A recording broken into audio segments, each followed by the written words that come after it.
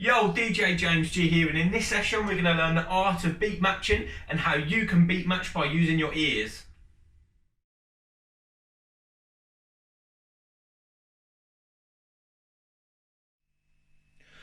Now we're going to get straight into this. Electronic music is made up of beats and bars. All beat matching is ensuring that the beats of two tracks run together at the same speed and at the same tempo. In order to do this, we must first understand how to count beats. All we need to do to achieve this is count to 4. As you can see above, where I've set a loop, this section of the track is made up of 4 beats. That's also known as 1 bar, but we'll look at this in more detail in our advanced beat matching tutorials.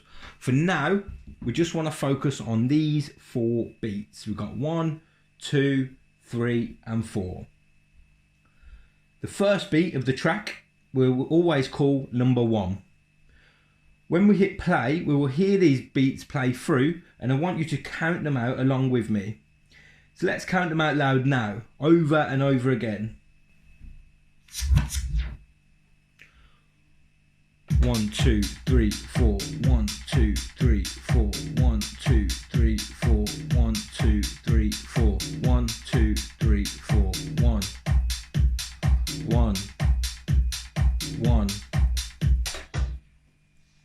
Now remember what we said earlier, all or at least 99% of electronic music will be made up of this simple pattern. It's just that some genres will run at different speeds.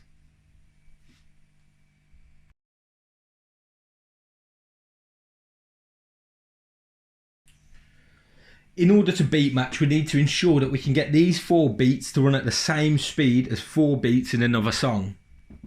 The way we do this is we look at the beats per minute on each track, also known as the BPM. This is the speed and how quick each track is running at.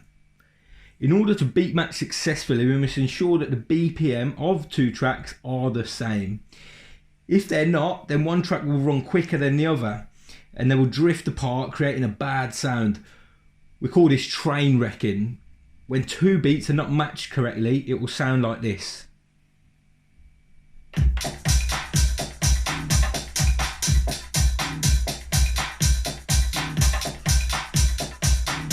Now as you can hear, they're going ba-bum, ba-bum, ch-ch-ch, ba-bum, ba-bum.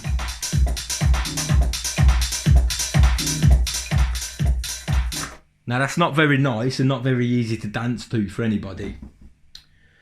The way you set the BPM at the same speed as the other track is you move the tempo sliders on each deck.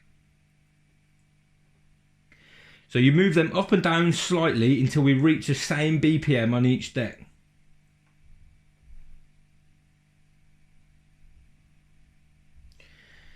It's wise to remember that we don't want to move one slider all the way down or all the way up, as it will make the track sound too quick or too slow.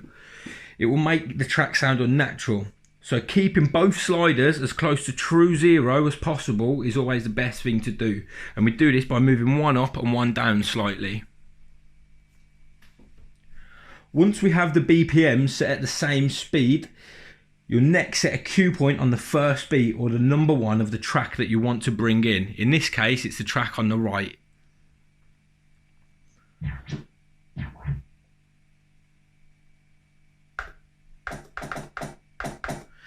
If you want to know more about cue points, check out our cue tutorial.